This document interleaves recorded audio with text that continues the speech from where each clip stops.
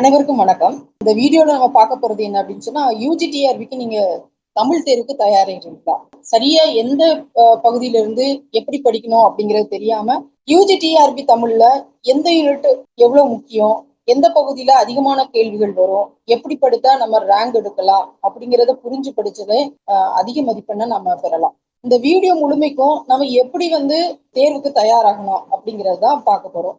இந்த வீடியோவில் எந்த டாபிக்கு அதிகமான முக்கியத்துவம் கொடுக்கணும் அப்படிங்கிறத நம்ம என்ன பண்ணிருக்கோம் அப்படின்னு சொன்னா தெளிவாக விளக்கியிருக்கோம். அதை பார்த்துக்கலாம். இப்போ தமிழ் சிலபஸ் ரொம்ப பெருசு. அதை பார்த்தோன்னே நமக்கு 10 யூனிட் கொடுத்துருக்காங்க. 10 யூனிட்ல பாத்தீங்கன்னா நமக்கு எதை படிக்கிறது, ஒரு யூனிட்டுக்கே பல புத்தகங்களை நம்ம படிக்க வேண்டியது இருக்கும். அப்படி இருக்கும்போது நம்ம அந்த சிலபஸ் ரொம்ப பெருசா இருக்கே அப்படின்னு சொல்லி நம்ம குழப்பம் அடைய வேண்டாம். எந்த பகுதியில அதிகமான கேள்விகள் வருது, எப்படி நம்ம ஸ்மார்ட்டா ப்ரிப்பரேஷன் பண்ணணும் அப்படிங்கிறதெல்லாம் வைத்துக்கொண்டு நம்ம என்ன பண்ணிக்கலாம், தேர்வா மிக அழகா சுலபமாக எழுதி தேர்ச்சி அடையலாம். அதுக்கு இந்த ப்ளூ பிரிண்ட் நமக்கு ரொம்ப பேருதவியாக இருக்கும் அப்படின்னு சொல்லி பார்க்கலாம்.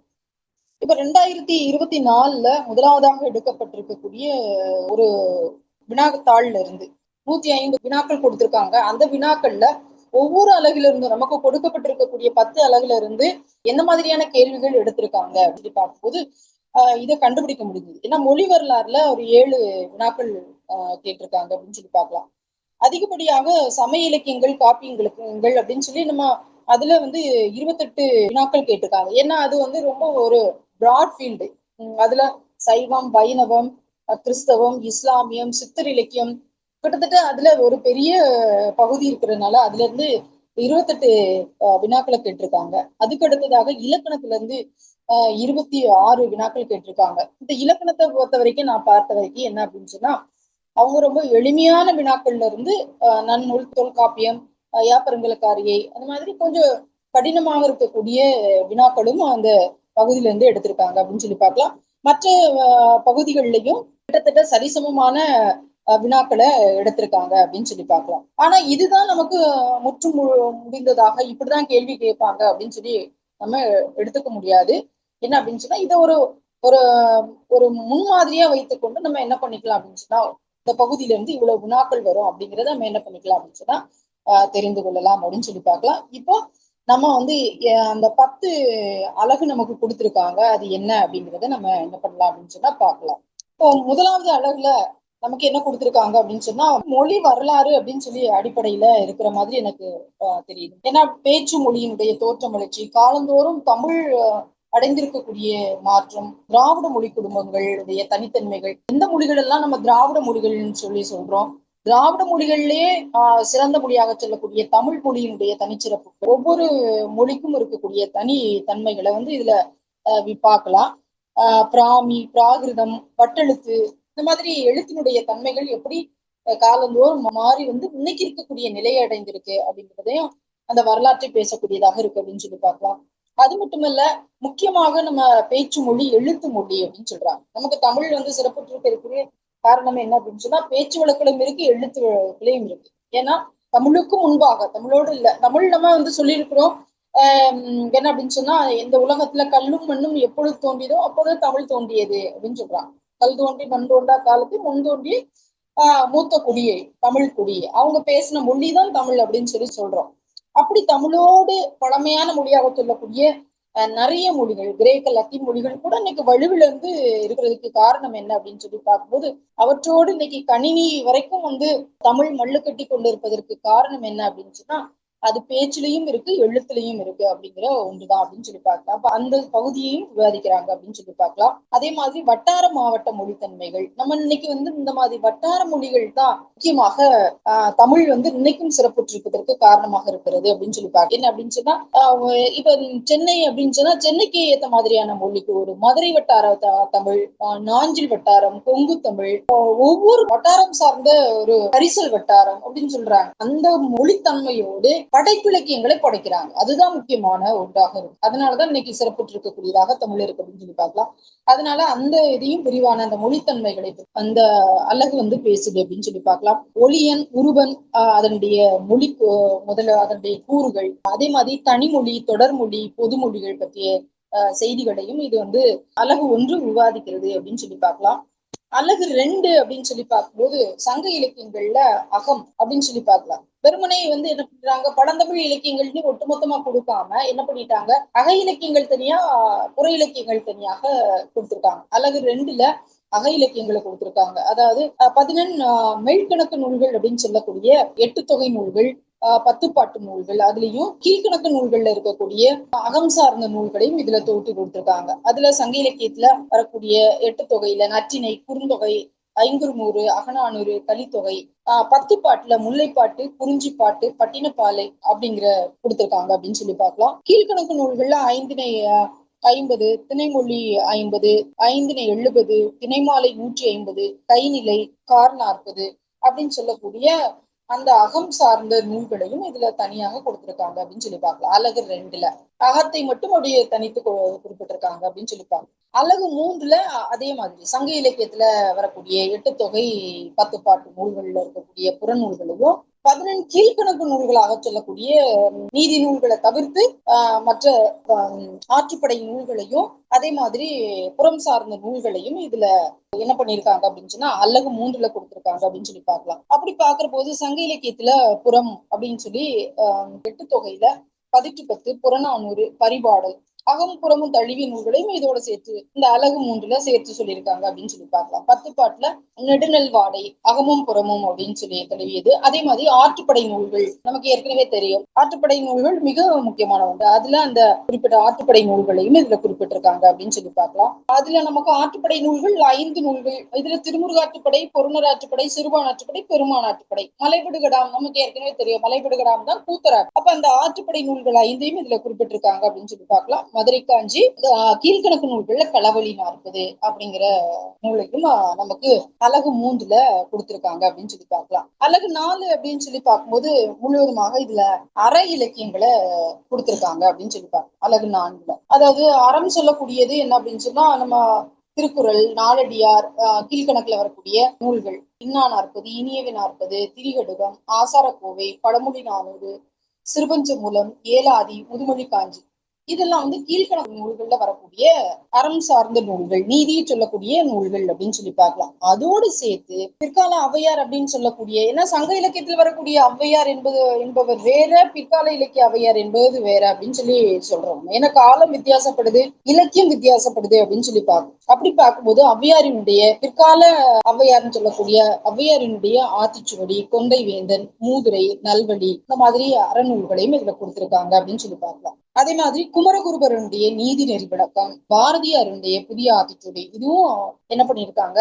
அறம் சார்ந்த பகுதியில அந்த 4வது அழகுல குறிப்பிட்டிருக்காங்க அப்படின்னு சொல்லி பார்க்கலாம். எல்லாமே கொஞ்சம் நமக்கு அறத்தை போதிக்கக்கூடியதாக இருக்கு அப்படின்னு சொல்லி பார்க்கலாம். அழகு 5ல பார்க்கும்போது நம்ம என்ன அப்படின்னு சொல்லி பார்க்கும்போது இதுல நிறைய விஷயங்களை நமக்கு சொல்லுகின்றார்கள் அப்படின்னு சொல்லி பார்ப்போம். நமக்கு காப்பியங்கள், சமய இலக்கியங்கள், காப்பியங்கள் அப்படின்னு சொல்லி நமக்கு பொதுவாக இணைத்து சொல்லி இருக்கிறாங்க அப்படின்னு சொல்லி பார்ப்போம். இப்போ சமய இலக்கியங்கள் அப்படின்னு சொல்லி பார்க்கும்போது நமக்கு 4000 திவ்ய பிரபந்தம், 12 திருமுறைகள் அப்படின்னு சொல்லி பார்ப்போம். அதோடு என்ன பண்ணிட்டாங்க அப்படின்னு சொன்னா காப்பியத்தையும் இழந்து கொடுத்திருக்காங்க அப்படின்னு சொல்லி பார்ப்போம்.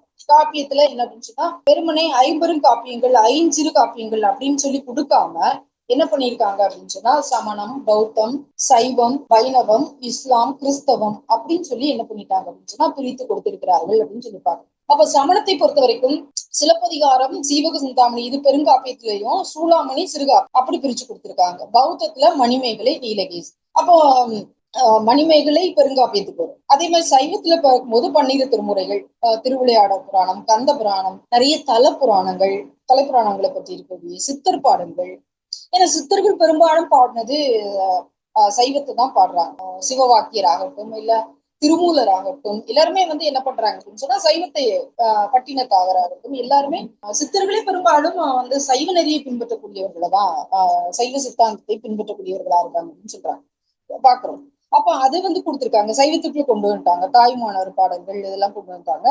வைணவம் அப்படின்னு சொல்லி பார்க்கும்போது வள்ளலார் பாடல்கள், 4000 திவ்ய பிரபந்தம், கம்பராமாயணம், வில்லிபுத்திரார் பாரதம், அஷ்ட பிரபந்தம் இதை என்ன பண்ணிட்டாங்க அப்படின்னு சொன்னா வைணவத்துக்குள்ள கொண்டு வந்துட்டாங்க அப்படின்னு சொல்லிட்டாங்க. அடுத்தது இதன் தொடர்ச்சியாக இஸ்லாம்ல நமக்கு பார்க்கக்கூடியது என்னன்னா சீரா புராணம், குணங்குடி மஸ்தான் சாஹிப் பாடல், அதை கொடுத்துட்டு இருக்காங்க அப்படின்னு சொல்லிட்டாங்க.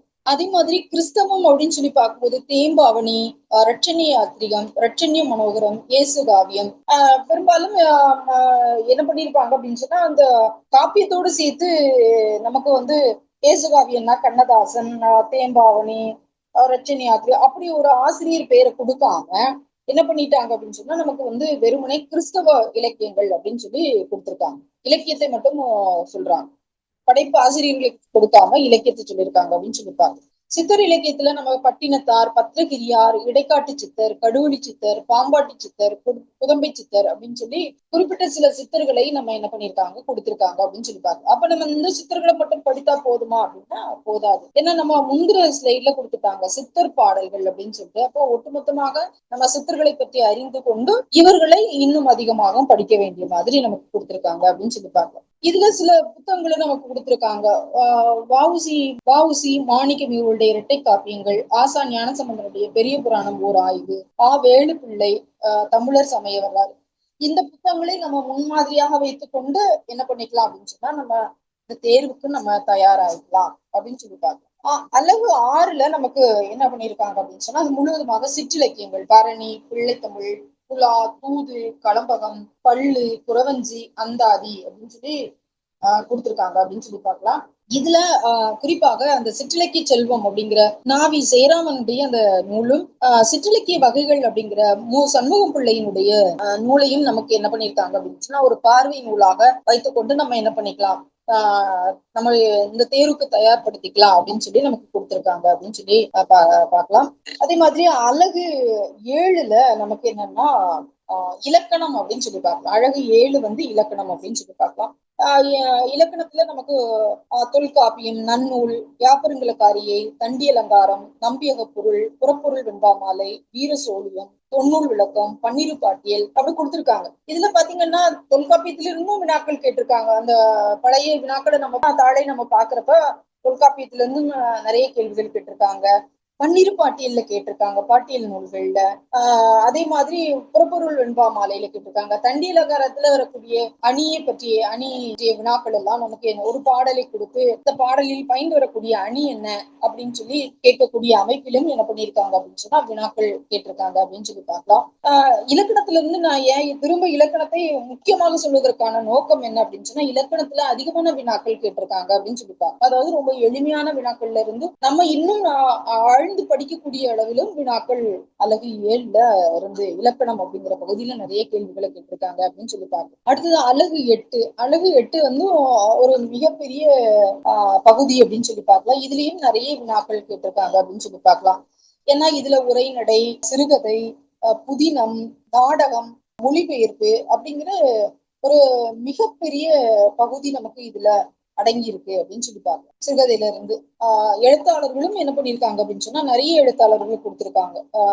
சிறுகதை அப்படின்னு சொல்லி பார்க்கும்போது இதுல அழகு 8ல பாத்தீங்க அப்படின்னு சொன்னா உரைநடை இலக்கியம் நமக்கு வந்து அழகு 8 வந்து ஒரு மிகப்பெரிய ஒரு பகுதியாக இருக்கு அப்படின்னு சொல்லி பார்க்கலாம். உரைநடையில வந்து உரைநடையினுடைய தோற்றம் வளர்ச்சியும் அந்த தோற்றம் வளர்ச்சியோடு அந்த வளர்ச்சிக்கு பங்காற்றியவர்கள் இல்லைன்னா வித்திட்டவர்கள் அப்படிங்கிற நிலையில தொடக்க காலத்துல இருந்து இன்னைக்கு வரைக்கும் இருக்கக்கூடிய எழுத்தாளர்களை குறிப்பிட்டிருக்காங்க. குறிப்பாக ஆறுமுக நாவலர், ஊவேசா, பாரதியார், வாவேசு ஐயர், மறைமலை அடிகள், திருவிக்கா, ராபி சேதுபிள்ளை, பண்டிதமணி, மு கதிரேசனார், தோப்போமி, மூவா, பா சுபமாணிக்கம், தோமுசி ரகுநாதன், சாமி சிதம்பரனார், நா வானமாமலை, ஜெயகாந்தன், சுஜாதா, எஸ் ராமகிருஷ்ணன் அப்படின்னு சொல்லி நிறைய எழுத்தாளர்களை பற்றி என்ன பண்ணிருக்காங்க அப்படின்னு சொன்னா கொடுத்திருக்காங்க அப்படின்னு சொல்லி பார்க்கலாம். அதே மாதிரி ராமலிங்கம் அவருடைய புதிய உரைநடை அப்படிங்கிற ஒரு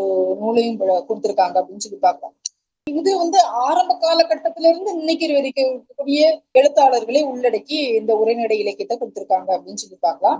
அடுத்தது அழகு 8 அப்படிங்கிறது என்ன அப்படின்னு சொன்னா சிறுகதை அப்படின்னு சொல்லி பார்க்கலாம். சிறுகதையில வந்து சிறுகதையினுடைய தோற்றம் வளர்ச்சியும் எப்படி வந்து சிறுகதை வந்து நமக்கு சிறுகதையினுடைய அளவு அப்படின்னு சொல்லும் போதே வந்து 1/2 மணி நேரத்துல இருந்து 2 மணி நேரத்துக்குள்ள சிறுகதை இருக்கணும், அந்த அமைப்பை கொண்டிருக்கணும் அப்படின்னு சொல்லி சொல்றாங்க. இதுல வாவேசு ஐயர் தான் முதலாக சிறுகதை தமிழ்ல எழுதினாரு அப்படின்னு சொல்றாங்க. ஏன்னா எழுதினாரு அப்படின்னா அவருடைய அந்த சிறுகதை தான் முதலாக ஒரு சிறுகதைக்கான இந்த அமைப்பை கொண்டிருந்தது அப்படின்னு சொல்லி பார்க்கலாம். குளத்தங்கரை அரச மரம் சொன்ன கதை அப்படிங்கிறது வாவேச ஐயருடைய அந்த சிறுகதை அப்படின்னு சொல்லி பார்க்கலாம். அதனால அவர்தான் சிறுகதையினுடைய முன்னோடி, சிறுகதையினுடைய தந்தை அப்படின்னு சொல்லி அழைக்கப்படக்கூடிய ஒரு வாவேசையர். அவர்ல தொடங்கி உத்தமச்சோழன், தோப்புள் மிகுமிது மீரான், இன்னைக்கு இருக்கக்கூடிய எழுத்தாளர்களை பற்றியும் கொடுத்திருக்காங்க அப்படின்னு சொல்லி பார்க்கலாம். வாவேசையர், புதுமை பித்தன், கூப்பாரா.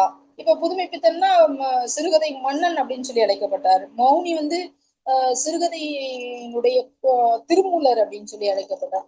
இப்படி அவங்க அந்த வரிசையில வர்றாங்க. கூப்பாரா, நா பிச்சமூர்த்தி, லாசா ராமாமிர்தம், கு அழகிரிசாமி, தி ஜானகிராமன், சுந்தர ராமசாமி, ராஜநாராயணன், நகுலன், அசோகமித்திரன், ஜெயகாந்தன், சாக்கந்தசாமி, பூமணி, நாஞ்சில் நாடன், பாவண்ணன், கோணங்கி, தமிழ்ச்செல்வன், பிரபஞ்சன், மாலன், கந்தர்வன், அம்பை, சூடாமணி, சிவகாமி, அழகிய பெரியவன், பெருமாள் முருகன், வண்ணதாசன், வண்ணநிலவன், உத்தமச்சோழன் அப்படிங்கிற ஒரு மிகப்பெரிய பட்டியலை நமக்கு என்ன பண்ணியிருக்காங்க அப்படின்னு சொன்னா அந்த அழகுல கொடுத்திருக்காங்க அப்படின்னு சொல்லி பார்க்கலாம் சிறுகதை எழுத்தாளர்களை.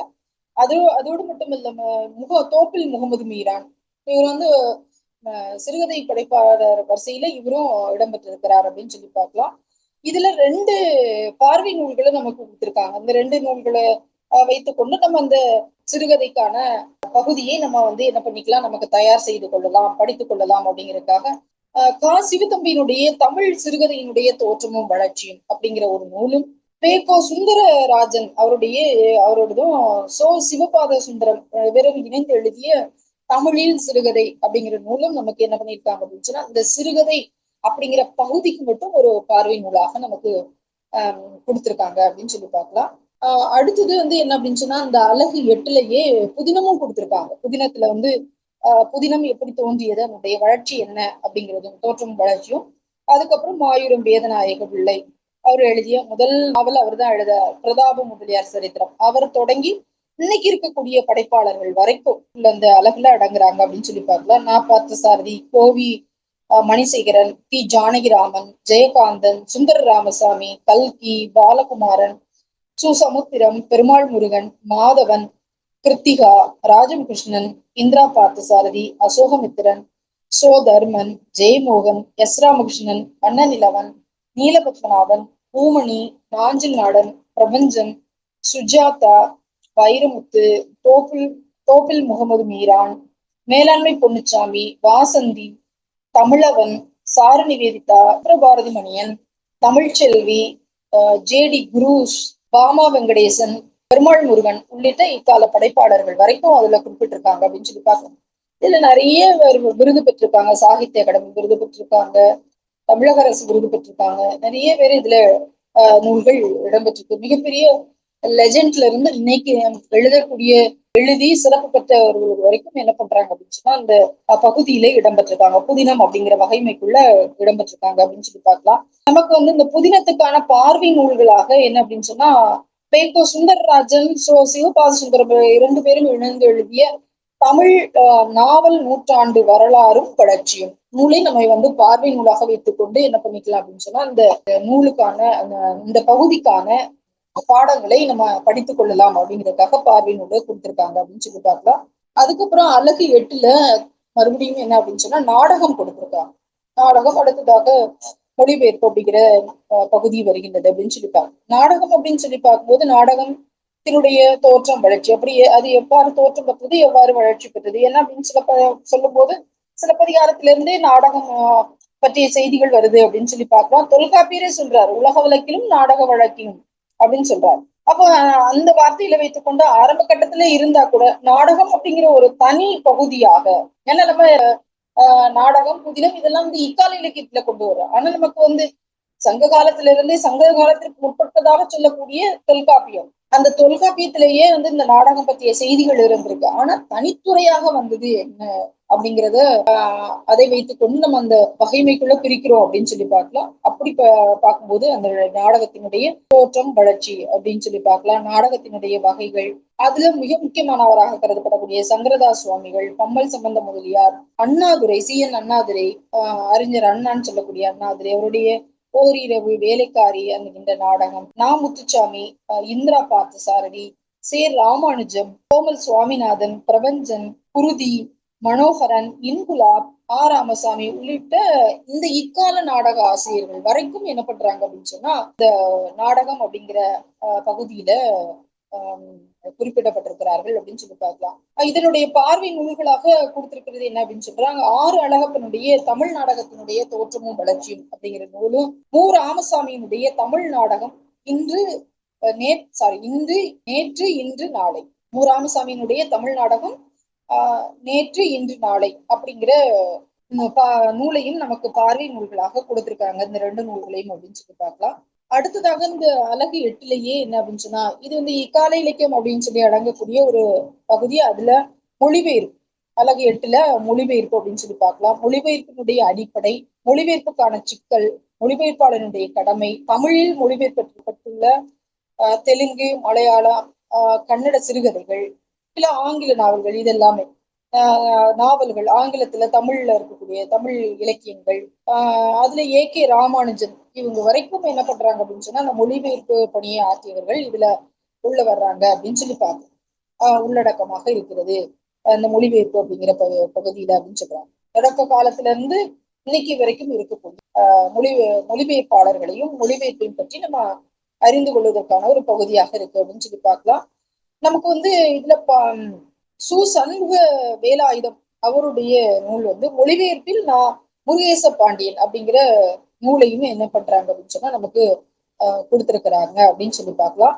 ஒப்பிலக்கியமும் திறனாய்வும் அப்படிங்கிற பகுதியை கொடுத்திருக்காங்க. இந்த ஒப்பிலக்கியமும் திறனாய்வும் அப்படிங்கிறது என்ன அப்படின்னு சொன்னா தமிழில் ஒப்பிலக்கியத்தினுடைய பண்பு, பயன், திறனாய்வினுடைய வளர்ச்சி நிலைகள், ரங்கநாதனுடையது, சீசு செல்லப்பா, கைலாசபதி, சிவத்தம்பி, வானமாமலை, தமிழண்ணல், வை சச்சிதானந்தன், கேசவன், தமிழவன், எம். ஏ. நும்மான், தீசு நடராசன், இவங்க எல்லாம் என்ன பண்றாங்க ஒப்பிலக்கியம் திறனாய்வு அப்படிங்கிற பகுதியில வர்றாங்க அப்படின்னு சொல்லி பார்க்கலாம்.